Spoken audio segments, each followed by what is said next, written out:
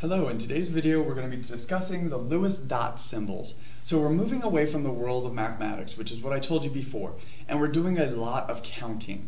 Now the only difficulty that comes with this type of counting is that we have specific rules for the way we count and the order in which we fill things. So that's your goal. That's your job for the remainder of this class, is to identify these different rules that we're setting up right now and then to follow them in order to draw different structures.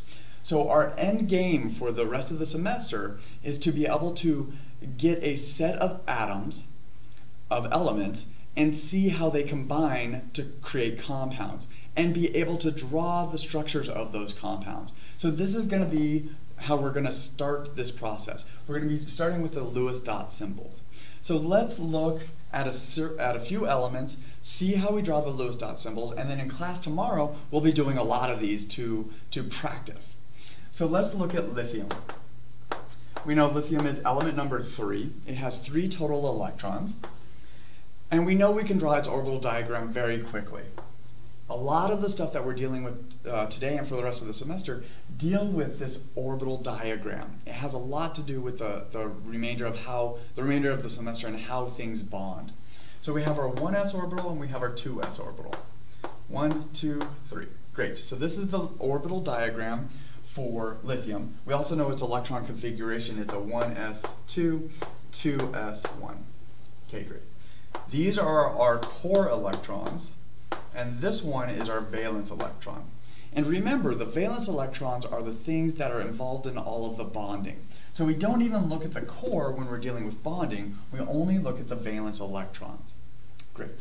So let's write out the Lewis dot symbol. In the previous video, I showed you that lithium, but in that case it was sodium, would want to lose this s orbital electron in order to satisfy the octet rule. That still holds for lithium. If it lost this 2s orbital electron, it would satisfy the octet rule by satisfying only 2 electrons. I told you before that the octet rule, there's 2 kind of different rules for it. Most elements want to have 8 electrons. The smaller you are, the more you only want to have 2 electrons. So lithium is that special case where if we have 2 valence electrons, it's happy. Great, because it's so small. So we know that if lithium lost an electron, it would be happy.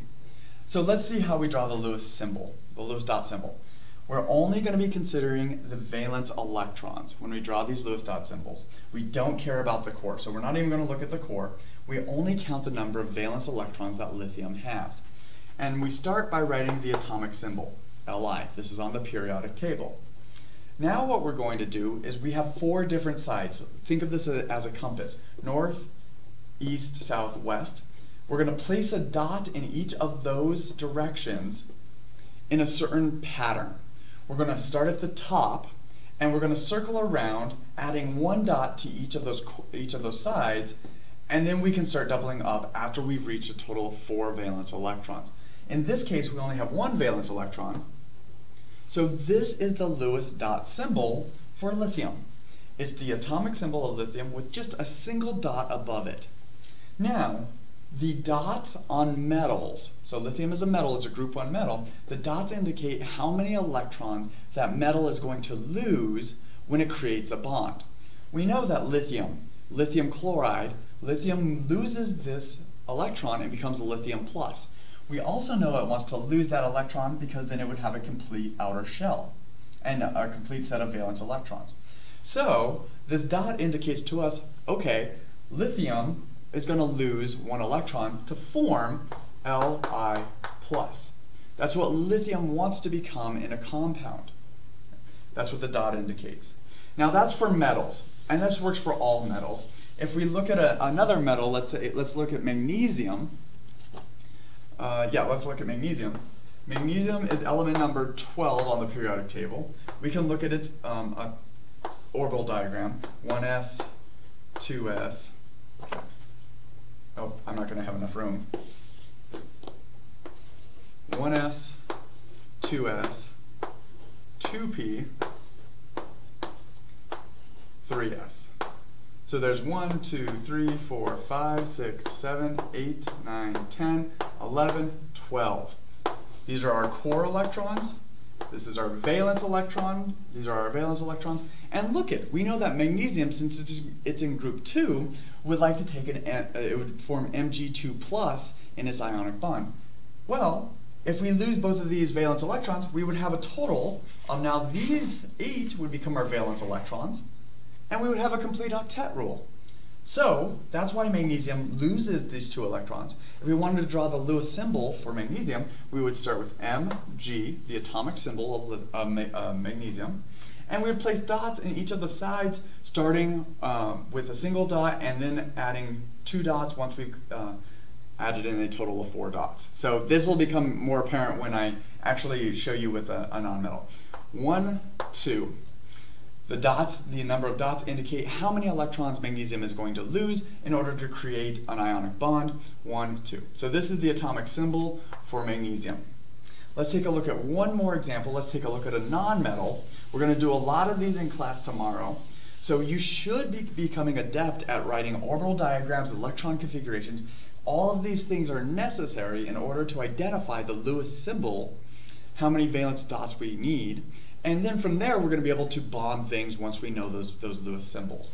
So let's try oxygen.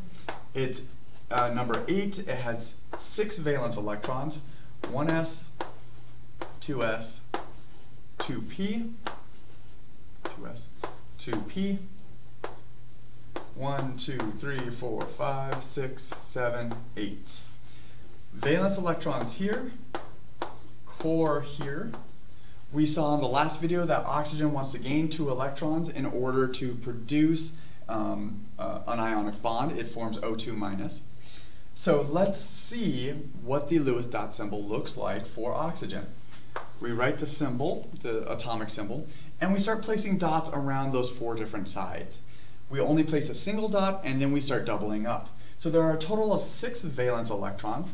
So we're going to have 1 here, 1 here, 1 here, 1 here. Now you have to fill all 4 sides first before we can start doubling up for this to work. So I filled in 4 valence electrons. I have 2 left. I double up here and I double up here. Now I have 2 unpaired electrons and 2 paired electrons, groups. So these 2 are paired, these 2 are paired, these 2 are unpaired. Okay. In a nonmetal, the number of unpaired electrons tells you how many electrons that element is going to gain when it creates an ion. In this case, it's going to be an anion. And we saw on the last video that oxygen, to create an octet rule, to satisfy the octet rule, would gain these 2 electrons.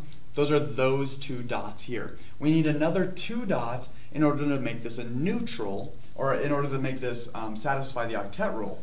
So if we had oxygen 2 minus, we would have O, 1, 2, 3, 4, 5, 6, 7, 8.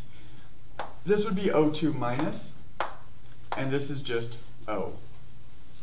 So now if we looked here at our anion, it would have a set of 8 valence electrons, satisfies the octet rule, while the neutral oxygen only has 6 valence electrons. It would need to gain 2. And with that, I want to let you guys go. We'll do a lot of these examples in class tomorrow. This is our starting foundation for Lewis dot structures, but we have to be able to identify how many electrons each element needs in order to create a neutral octet rule, or in the case of lithium, a 2 octet rule. So with that, I want to say have a great night. I will see you all in class tomorrow.